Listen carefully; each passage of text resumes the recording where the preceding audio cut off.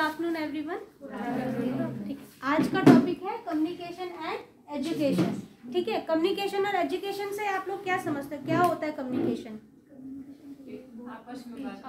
आपस में बात करना, सिर्फ एक दूसरे से बात करना, आइडिया शेयर करना दूसरे के साथ। हाँ एग्जैक्टली। कम्युनिकेशन हमने टॉपिक अपने फंडामेंटल में भी पढ़ा हुआ है, अगर आप लोगों को अभी याद हो तो, है ना। हमारी नर्सिंग का एक टॉपिक कम्युनिकेशन। कम्युनिकेशन से हम क्या समझते हैं? हाँ, इंटरेक्शन बिटवीन एग्जैक्टली। ठीक है, अब ये बताओ कम्युनिकेशन क्यों जरूरी है? अगर कम्युनिकेशन नहीं होगा तो कोई एक दूसरे की बात को समझ ही नहीं पाएगा। ठीक है, हम जो एक दूसरे को इन्फॉर्मेशन पहुंचाना चाहते हैं, या जो हम एक दूसरे से बात करना चाहते हैं, या कंडीशन समझना चाहते हैं, या बताना चाहते हैं, अगर हमारे बीच में कम्युनिकेशन नहीं होगा तो फिर कोई भी कन्वर्सेशन नहीं हो सकती है। ठीक है, कम्युनिकेशन कितने टाइप के होते हैं? 4 टाइप के होते हैं। ठीक है, लिख लो, कम्युनिकेशन 4 टाइप के होते हैं। पहला वर्बल, दूसरा नॉन वर्बल, हाँ,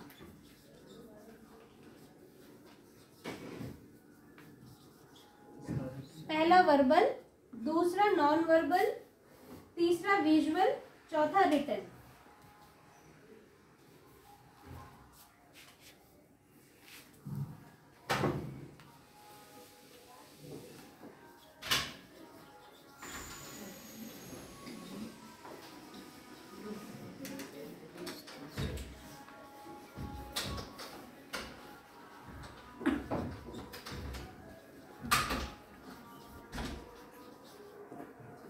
ठीक है, टाइप कितने हो गए?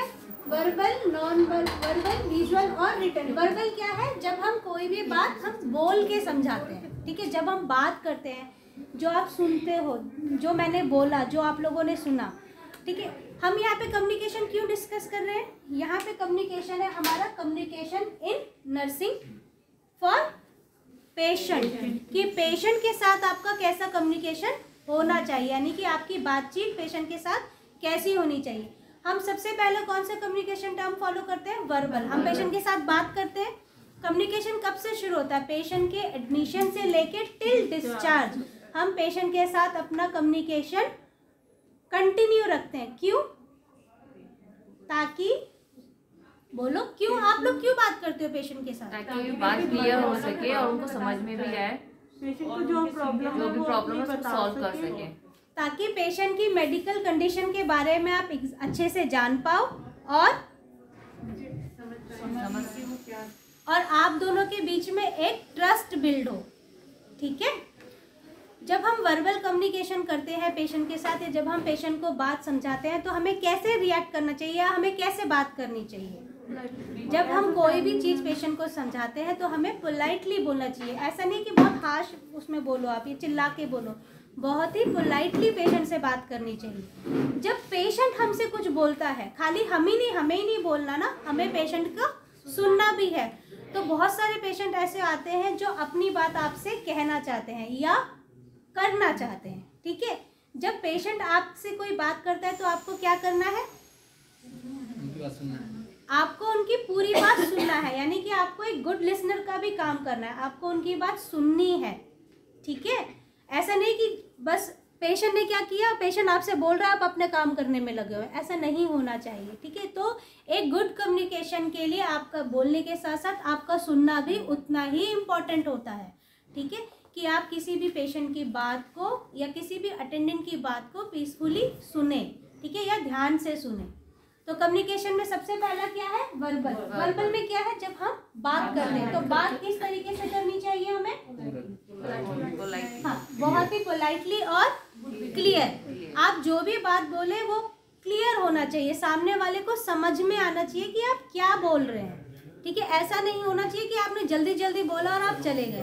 तो आप कुछ भी बात पेशेंट को समझा रहे हैं, या पेशेंट से कुछ पूछ रहे हैं, या पेशेंट को कुछ बता रहे हैं, तो आपका वॉइस पोलाइट होना चाहिए और क्लियर होना चाहिए। इससे क्या होगा कि आप पेशेंट की बात को अच्छे से समझ पाएंगे, या फिर आप अपनी बात को पेशेंट को अच्छे से समझा पाएंगे। ठीक है। कभी भी हम पेशेंट के साथ इनफॉर्मल लैंग्वेज यूज़ नहीं करते हैं, ठीक है। इनफॉर्मल लैंग्वेज क्या होता है? जो हम अपने फ्रेंड सर्किल में करते हैं, आपस में हम कैसी भी बात करते हैं, ठीक है, किसी भी टोन में बात करते हैं, किसी भी तरीके से बात करते हैं, लेकिन पेशेंट के साथ आप ऐसा या पेशेंट के अटेंडेंट के साथ ऐसा नहीं कर सकते। आपको पेशेंट के अटेंडेंट के साथ हमेशा फॉर्मल लैंग्वेज में ही बात करनी होती है, ठीक है। आप पेशेंट के साथ कोई भी दूसरी लैंग्वेज यूज़ नहीं कर सकते, ठीक है, या फिर किसी और गलत तरीके से नहीं बोल सकते हैं, ठीक है। ये था आपका वर्बल कम्युनिकेशन। दूसरा है non verbal communication. Non verbal communication क्या होता है? जिसमें हम बात नहीं कर रहे हैं, लेकिन हमारी बॉडी मूवमेंट, हमारे फेशियल एक्सप्रेशन और गेस्चर से हम और आई कांटेक्ट से हम पेशेंट को काउंसिल करते हैं या फिर अपनी बात को बताते हैं। आप लोग करते हो ना इशारा, कि बहुत सारे इशारे करते हैं, हाँ आ रहे हैं, हम मुंह से ना बोल के अपने हाथों को चलाते हैं, अपने फेशियल एक्सप्रेशन को यूज़ करते हैं। तो ये हमारा नॉन वर्बल कम्युनिकेशन होता है। तो इसमें क्या क्या आता है नॉन वर्बल कम्युनिकेशन में? पहला आपका गेस्चर, ठीक है। दूसरा ये नॉन वर्बल कम्युनिकेशन का ही है आपका आई कांटेक्ट। तीसरा बॉडी मूवमेंट, ठीक है। फोर्थ है आपका फेशियल एक्सप्रेशन। इसे लिख लो।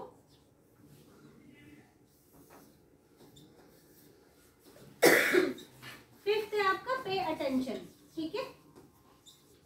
देखो आई कांटेक्ट क्यों जरूरी है? नॉन वर्बल कम्युनिकेशन में हम सबसे ज्यादा इंपॉर्टेंट क्या करते हैं? देखो ये आई कांटेक्ट जो है वर्बल और नॉन वर्बल कम्युनिकेशन दोनों में फॉलो होता है। जब हम किसी से बात करते हैं तो हम क्या करते हैं? आई कांटेक्ट करते हैं। आई कांटेक्ट क्यों करना ज़रूरी है? जब पेशेंट हमसे कोई बात कर रहा है या जब पेशेंट का अटेंडेंट हमें कुछ समझा रहा है या कुछ कह रहा है या अपनी मेडिकल हिस्ट्री हमें दे रहा है, आई कांटेक्ट इसलिए इम्पॉर्टेंट होता है ताकि उसे लगे कि आप उसकी बात को सुन रहे हो, ठीक है। ऐसा उसे ये नहीं फील होना चाहिए कि आप उसकी बातों को इग्नोर कर रहे हो या फिर आप ध्यान नहीं दे रहे हो।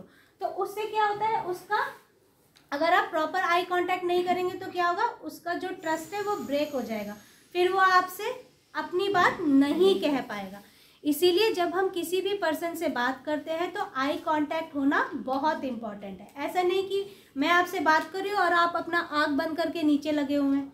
तो अगर मैंने आपसे आई कांटेक्ट नहीं किया तो क्या किया? मैंने आपकी बातों को ध्यान से सुना ही नहीं। मेरे को यही फील हुआ कि सिस्टर मेरी बात को ध्यान से सुन ही नहीं रही। इसीलिए जब भी कोई पेशेंट या पेशेंट का अटेंडेंट आपसे बात करे तो आई कांटेक्ट आपका इम्पॉर्टेंट होता है। सेकंड होता है आपका बॉडी मूवमेंट। जब बॉडी मूवमेंट क्या होता है, बोलो, जो समझ में आ रहा है वो बोलो। बॉडी मूवमेंट क्या होता है? बॉडी मूवमेंट हो गया, जैसे किसी को हाथ से बहुत सारे लोग ऐसे होते हैं कि उनको आदत होती है बात बात पे मारने की, ठीक है, या टच करके बात करने की, या बहुत सारे आते हैं ना ऐसे, जब हम फ्रेंड सर्किल में तो क्या करते हैं, ऐसे हाथ रख लेते हैं या ऐसे टच करके बात करते हैं या मार भी देते हैं। पेशेंट के साथ ऐसा नहीं करना है। तो बॉडी मूवमेंट, जब आप पेशेंट से बात कर रहे हो तो उसको लगना चाहिए कि आप उसे अटेंशन दे रहे हो, ठीक है, आप उसकी बात को ध्यान से सुन रहे हो। ऐसा नहीं होना चाहिए कि आप कुछ और कर रहे हो और पेशेंट को इग्नोर फील करा रहे हो, ठीक है। तीसरा है facial expression. Fourth, facial expression क्या है? ये सब आपका नॉन वर्बल कम्युनिकेशन है। फेशियल एक्सप्रेशन में हम कैसे अपनी बात को दूसरे तक पहुंचाते हैं? इशारे करते हो ना, आप इशारों में मना करने के लिए ऐसे करते हो, हाँ करने के लिए ऐसे करते हो, और क्या करते हो फेशियल एक्सप्रेशन में? ऐसे करते हो ना। मोस्ट इम्पॉर्टेंट स्माइल, स्माइल देते हो कि नहीं? अभी क्या करते हो? गुस्से में बात, सर जल्दी बोलिए जो बोलना है, ऐसे नहीं करते ना। जब हम किसी से बात करते हैं या जब हम किसी की बात सुन रहे होते हैं तो हमारे फेशियल एक्सप्रेशन में स्माइल होना बहुत ज़रूरी है। स्माइल क्यों चाहिए? इम्पोर्टेंस क्या है स्माइल की? आपका स्माइलिंग फेस पेशेंट को कॉन्फिडेंस में लाएगा, दूसरा पॉजिटिविटी दे पॉजिटिव इफेक्ट देगा। ठीक है, जब आप आप स्माइली फेस के साथ पेशेंट के रूम में एंटर करते हो तो आधी बीमारी पेशेंट की आपकी स्माइल से ही ठीक हो जाती है। ठीक है, अगर हम इसे इनफॉर्मल में यूज़ करें, जब हम फ्रेंड्स आपस में जब बात करते हैं, एक दूसरे के साथ अपनी प्रॉब्लम डिस्कस करते हैं, तो क्या अगर एक रो रहा होता है तो हम भी रोना शुरू कर देते हैं? हम कैसे समझाते हैं उसे? स्माइल देके ही समझाते हैं ना कि अरे हो जाएगा सब ठीक। ये तो नहीं बोलते अरे यार तू रो रहा है चल मैं भी रो लेता हूँ, दोनों रो के ही ठीक कर लेते हैं, ऐसा तो नहीं करते ना। स्माइल इसलिए ज़रूरी होती है कि ताकि हम एक पॉजिटिव मैसेज पास कर सकें। ठीक है, तो इसलिए फेशियल एक्सप्रेशन में स्माइल देना भी उतना ही इम्पोर्टेंट होता है। ठीक है, अब थर्ड है विजुअल। विजुअल क्या है? हाँ, वर्बल आपको समझ में आ गया कि हम बात करके पेशेंट को बता रहे हैं। ठीक है, बात करने का हमारे तरीका क्या है। नॉन वर्बल में क्या है कि जब हम फेशियल एक्सप्रेशन के साथ, अपनी बॉडी मूवमेंट के साथ या और आई कांटेक्ट के साथ जब हम पेशेंट से बात करते हैं। तीसरा क्या है? विजुअल। विजुअल क्या है? हम इसमें कैसे पेशेंट के साथ कम्युनिकेट कर सकते हैं? विजुअल क्या होता है? दिखा के, देखना नहीं, दिखा के। ठीक है, जब कोई चीज़, आप कोई आर्टिकल हो या आपने देखा है जैसे डायबिटिक का फ्लो चार्ट वगैरह होता है, या वीडियोस होती है, या GIF होता है, या स्क्रीनशॉट होता है, जो भी मेडिकल चीज़ें होती है हम पेशेंट को चार्ट में दिखाते हैं ना। हमारे पास एक चार्ट बना होता है, हम उसे शो करते हैं कि सर देखो ये लेना है, ये नहीं लेना। तो जो चार्ट आप उसे दिखा रहे हो, या जो किसी मेडिकल कंडीशन की वीडियो आप उसे प्रेजेंट कर रहे हो, दिखा रहे हो, समझा रहे हो, कोई भी चीज़ दिखाकर बताई जाए, वो आपका विजुअल कम्युनिकेशन है। ठीक है, दिखा के कोई भी चीज़ जो आप समझा रहे हो वो किस में आता है? Visual communication. अब फोर्थ वन है आपका रिटन। रिटन क्या है? गुड। जब कोई भी चीज़ हम लिख कर समझाते हैं, ठीक है, या फिर लिखी हुई आती है, लिखी हुई चीज़ों को जब हम समझाते हैं तो वो क्या है आपका? Written communication. जो भी चीज़ आपने पेशेंट को लिख के दी हुई है। फॉर एग्जाम्पल, जब पेशेंट के पास डिस्चार्ज समरी आती है, यही होता है। डिस्चार्ज समरी को आप कैसे कम्युनिकेट करते हो? लिखते हो ना, उसमें BD लिखा होता है, आप लिखते हो सुबह शाम, सुबह दोपहर शाम। तो जो आपने इसे लिख के समझाया वो क्या है आपका? Written communication. ठीक है, तो हम पेशेंट के साथ कैसे कैसे कम्युनिकेट कर सकते हैं? वर्बल, नॉन वर्बल, विजुअल और रिटन। ठीक है, तो ये 4 कम्युनिकेशन आपके टाइप ऑफ कम्युनिकेशन का ही पार्ट है। कम्युनिकेशन क्यों इंपॉर्टेंट है? For increase trust between patient and care giver. Care giver कौन? आप। ताकि आपके और पेशेंट के बीच में एक ट्रस्ट बिल्ड हो, जिससे क्या होगा? पेशेंट आपको अपनी बात या अपनी हिस्ट्री प्रॉपर तरीके से बताएगा। दूसरा, अगर आप उससे बात करते हो पेशेंट से, तो पेशेंट को क्या करते हो आप? कॉन्फिडेंस में ले लेते हो। ठीक है, लिख लो इसे, लिखना चाहते हो तो। कम्युनिकेशन क्यों इंपॉर्टेंट है?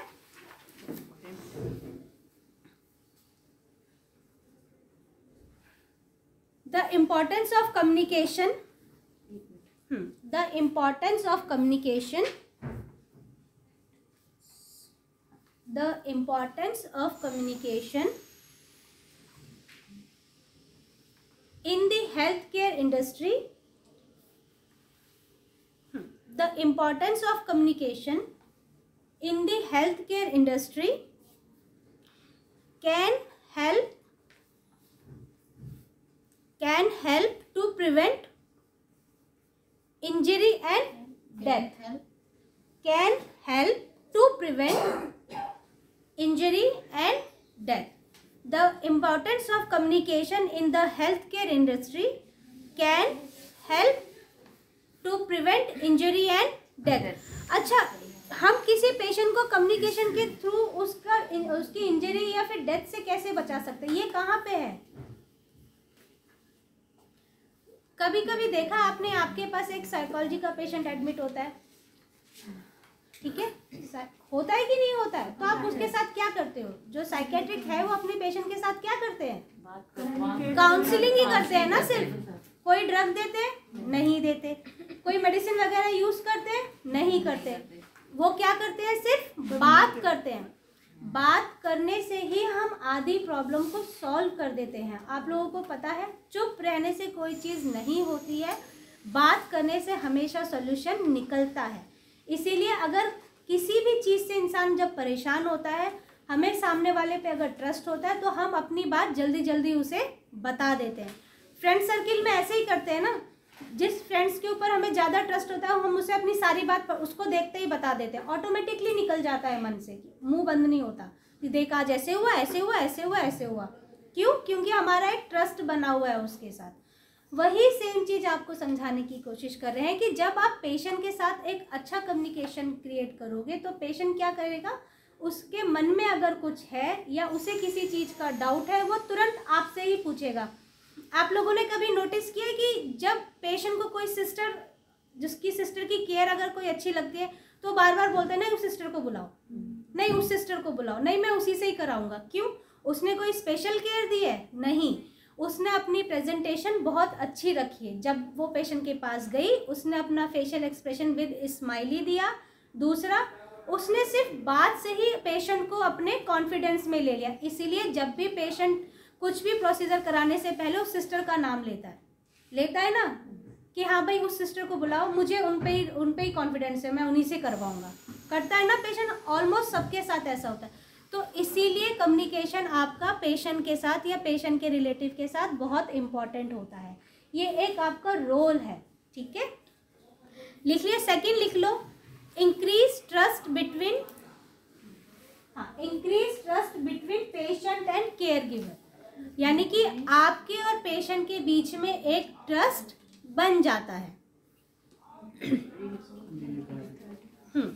लिख लिया।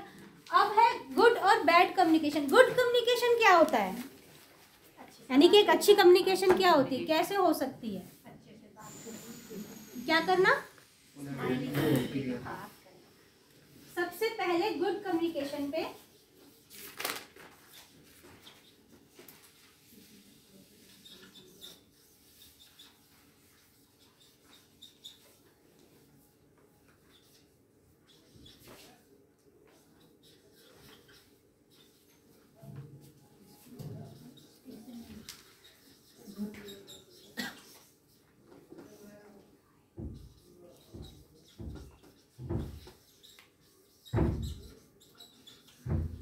जब हम एक अच्छी कम्युनिकेशन करते हैं तो सबसे ज़्यादा इम्पोर्टेंट क्या है, हमारी लिसनिंग स्किल अच्छी होनी चाहिए, ठीक है। पेशेंस होना चाहिए हमारे अंदर। ऐसा नहीं कि पेशेंट या कोई आपसे बात कर रहा है और आप उसे इग्नोर फील करा रहे हो, तो उसकी बात को प्रॉपर सुनो। तो आपको टाइम देना होगा जब पेशेंट आपसे बात करता है, ठीक है। तो एक गुड लिसनर होना भी बहुत ज़रूरी है। दूसरा क्या है, बात करने से क्या होता है,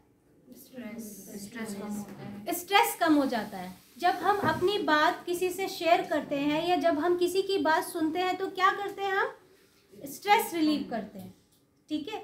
मैं अगर परेशान हूँ, मैं अपनी बात आपसे बोलूँगी तो मैं क्या कर रही हूँ, मैं अपना स्ट्रेस लेवल कम कर रही हूँ। किस जरिए? आपके थ्रू, अपनी बात को आपको बता के मैं अपने स्ट्रेस लेवल को कम कर रही हूँ, या फिर आपकी बात को अच्छे तरीके से सुनकर, ठीक है, मैं क्या कर रही हूँ, आप लोगों का स्ट्रेस लेवल कम कर रही हूँ। बैड कम्युनिकेशन क्या होता है, एक बुरा कम्युनिकेशन क्या हो सकता है, प्रॉपर आई कांटेक्ट नहीं करना, ध्यान से नहीं सुनना और इग्नोर फील कराना। इग्नोर फील कैसे कराते हैं, मैं आपसे बात कर रही हूँ, आप सुन ही नहीं रहे हो,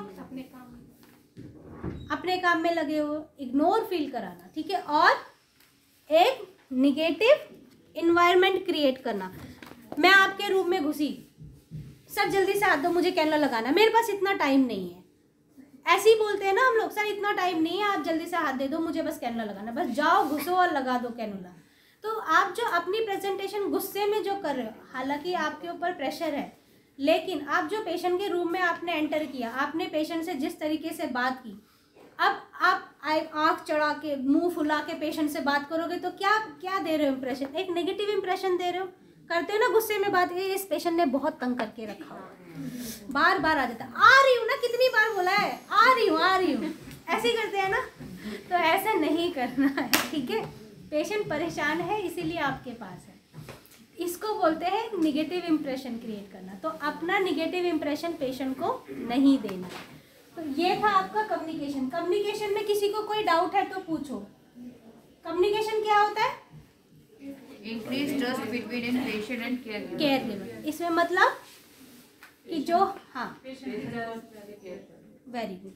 कम्युनिकेशन कैसा होना चाहिए हमारा पेशेंट और पेशेंट के अटेंडेंट के साथ? Clear and polite and clear. Communication कितने टाइप के होते हैं? 4 टाइप्स के होते हैं। कौन कौन से? First verbal, non verbal, visual and written. Verbal communication कैसा होना चाहिए? हमारा क्लियर होना चाहिए स्माइली फेस और स्माइली और पोलाइट। और कम्युनिकेशन कब से कब तक शुरू होता है, कब फॉलो करना शुरू हो जाता है? Very good. पेशेंट एडमिशन से लेके पेशेंट के डिस्चार्ज तक कम्युनिकेशन एक पार्ट होता है उसकी केयर का। ठीक है, खाली मेडिसिन के लिए ही नहीं ठीक होता या मेडिसिन से ही नहीं ठीक होता, आपके बात करने से भी पेशेंट 50% ठीक हो जाता है। तो आपकी बात इतनी इम्पोर्टेंट होती है। तो सोचो, आपको बात करने का मौका दिया जा रहा है तो बात करो, लेकिन हमारे बात करने का तरीका कैसा होना चाहिए? कौन सी लैंग्वेज होनी चाहिए? फॉर्मल। हम कोई भी इनफॉर्मल लैंग्वेज पेशेंट के साथ यूज नहीं कर सकते। दूसरा, टच। आपका पेशेंट को टच या पेशेंट का आपका टच कैसा होना चाहिए?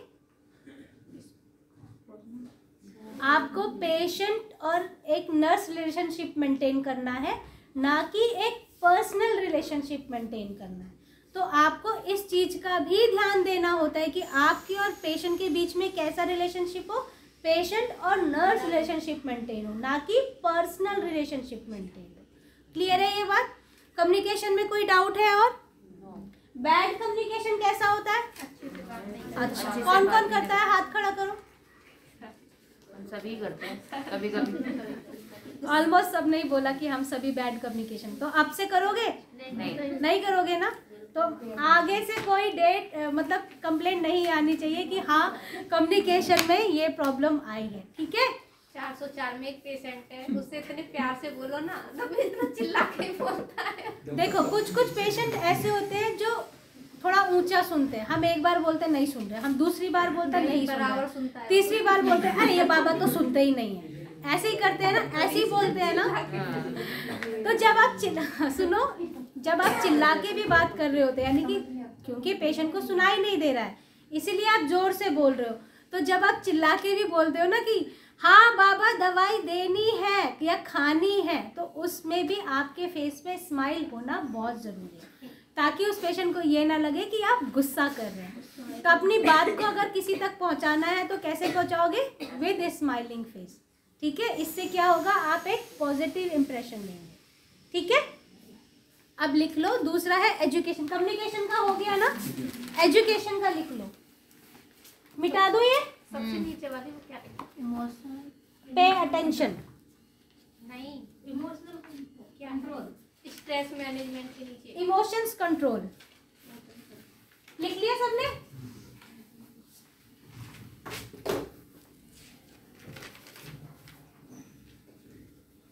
अब नेक्स्ट टाइम सबके फेस पे स्माइल होना चाहिए। ठीक है?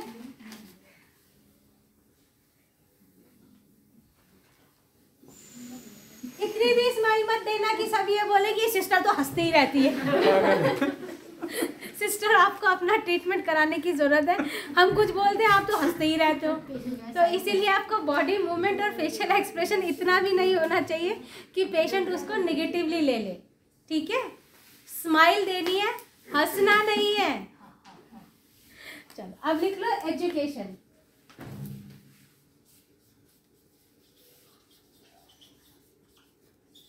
एजुकेशन क्या है?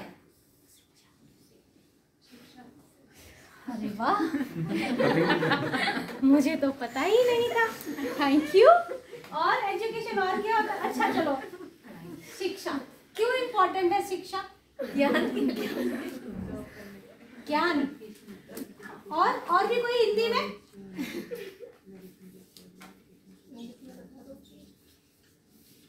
नॉलेज। इम्पोर्टेंट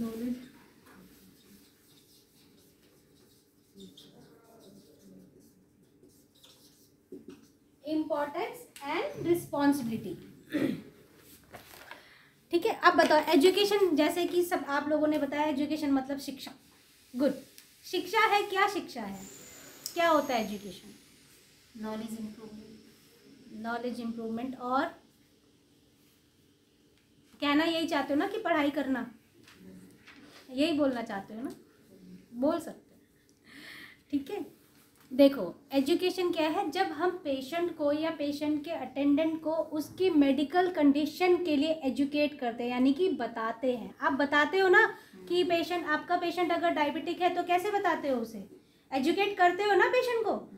एजुकेट मतलब जिस चीज़ को आप किसी और वे में सोच रहे ऐसे सोचो। एजुकेट मतलब पेशेंट की मेडिकल हिस्ट्री के बारे में उसे बताना, उसे समझाना कि क्या है, क्या प्रिकॉशन लेना है, क्या कॉम्प्लिकेशन हो सकती है। इसी को ही एजुकेशन बोलते हैं, पेशेंट एजुकेशन। ठीक है, अगर कोई पेशेंट आपके पास आता है डायबिटिक वाला, आप उसे समझाते हो ना कि आंटी मीठी चीज़ नहीं खानी है, या सर या मैम मीठी चीज़ नहीं खानी है, ऐसे बोलते हो ना, तो क्या करते हो आप? इनडायरेक्टली वे में पेशेंट को एजुकेट करते हो। जब आप कोई डायबिटिक मेडिसिन देने जाते हो तो पेशेंट को बोलते हो ना कि एम्प्टी स्टमक है या आफ्टर मील है, बताते हो। तो क्या करते हो? ये एक तरीके का एजुकेशन ही पेशेंट को देते हो। या फिर आप जब आप डिस्चार्ज समरी में पेशेंट को मेडिसिन समझाते हो, बोलते हो ना कि सर ये इस टाइम के लिए दोबारा आपको इस टाइम पे आना है, फॉलोअप आपका ये है, ये प्रिकॉशन है, ये सब समझाते हैं ना, तो यही चीज़ आपकी एजुकेशन कहलाती है, पेशेंट एजुकेशन, कि आप पेशेंट को कैसे एजुकेट करते हैं। तो अब पेशेंट को कब कब एजुकेट करना होता है? सेम पेशेंट एडमिशन से लेके पेशेंट डिस्चार्ज तक पेशेंट को एजुकेशन की ज़रूरत होती है। ज़रूरत है उसकी मेडिकल कंडीशन को लेकर, ठीक है, या फिर उसके डाइट को लेकर। और किसी चीज़ की ज़रूरत नहीं है, आप उसे बैठ के बुक नहीं पढ़ाओगे, आप उसे सिर्फ और सिर्फ उसकी मेडिकल कंडीशन के लिए उसे अवेयर करोगे, समझाते हो ना। तो यही जो आप समझा रहे हो, बता रहे हो, यही आपका एजुकेशन कहलाता है, पेशेंट एजुकेशन। तो जब आप पेशेंट को एजुकेट करते हो तो कैसे एजुकेट करना है? अगर मान लो किसी पेशेंट को एक डिजीज़ के बारे में आपको समझाना है, सबसे पहले क्या बोलते हो? मैंने आपसे पूछा कि मैं एडमिट हुई हूँ, मैंने आपसे पूछा सिस्टर मेरी रिपोर्ट में क्या आया है। अब आपको उसे एजुकेट करना है कि हाँ आपकी रिपोर्ट में ये सब आया है, तो कैसे बताते हैं? डॉक्टर बताएंगे, बताते डॉक्टर ही हैं। अगर आपसे भी पूछा है तो आप क्या बताओगे? कि हम डॉक्टर से पूछ के बताते हैं, ऐसे बोलोगे ना कि मैम हम डॉक्टर से पूछ के बताते हैं। जब डॉक्टर ने उन्होंने एक्सप्लेन कर दिया, सब कुछ कर दिया, अब आपको बताया गया कि सिस्टर इस पेशेंट को ये देना है, ये नहीं देना है, ठीक है। तो अब आप पेशेंट के साथ क्या करते हो? पेशेंट को यही समझाते हो ना कि आपको ये लेना है और ये नहीं लेना है। एग्जाम्पल आपके पास देखो, आप सबसे ज़्यादा एजुकेट किस चीज़ में करते हो? डाइटरी पे, उसकी डाइट की एजुकेशन देते हो ना। अब ये मत बोलना तो डाइटिशियन का काम है, ठीक है, ये भी आपके फंडामेंटल का ही चैप्टर है, न्यूट्रिशन।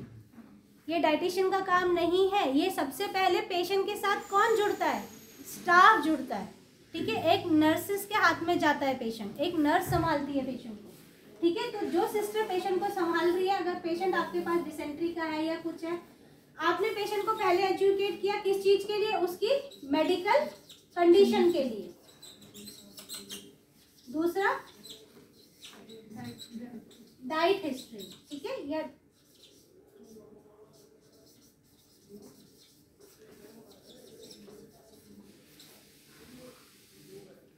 अगर कोई पेशेंट हमारे पास लूज मोशन करके एडमिट हुआ है, हम उसे सबसे पहले क्या एजुकेट करते हैं?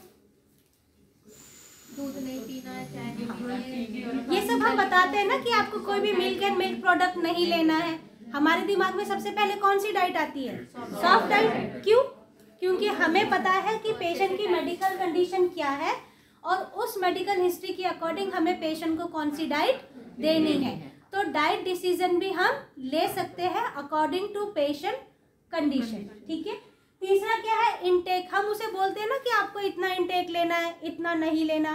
या हम उसे आउटपुट के लिए एजुकेट करते हैं कि जब भी आप यूरिन पास करने जाएं या जब भी जाए तो हमें बता के जाएं। तो ये सब क्या कर रहे हैं? हम पेशेंट को एजुकेट करते हैं। तो पेशेंट को एजुकेट करना क्यों इम्पोर्टेंट है? To improve patient medical condition to, और क्या कह सकते हैं, to prevent from complication. Complication से बचाने के लिए अगर किसी पेशेंट की मेडिकल हिस्ट्री के बारे में आपको पता है, आप उसे सही से एजुकेट नहीं करोगे या पेशेंट को अपने बारे में नहीं पता चलेगा तो क्या होगा, कॉम्प्लिकेशन बढ़ जाएंगी। फॉर एग्जाम्पल डायबिटिक पेशेंट को अगर आप नहीं बताओगे किसी चीज़ के लिए, रिस्ट्रिक्शन नहीं बताओगे तो क्या होगा, वो तो वही करेगा क्योंकि उसे नहीं मालूम है, तो उससे क्या होगा, शुगर और बढ़ेगी, कॉम्प्लिकेशन क्रिएट होगा। तो एजुकेशन क्यों इम्पोर्टेंट है, to prevent complication and to improve medical condition. ठीक है, अब सिस्टर का क्या रोल है एजुकेशन, कब रोल शुरू होता है सिस्टर का, मैंने फर्स्ट में ही बताया था, from admission to discharge. Communication के साथ साथ एजुकेशन भी इम्पॉर्टेंट होती है। कम्युनिकेशन जब आप करते हो सिर्फ बात ही नहीं करते, जो आप पेशेंट को एजुकेट कर रहे हो, एजुकेट करने का जो तरीका है वही आपका कम्युनिकेशन है, वही आपका एजुकेशन है। ये दोनों आपस में लिंक होते हैं। ठीक है, किसी को कोई डाउट है, कुछ पूछना है? Thank you.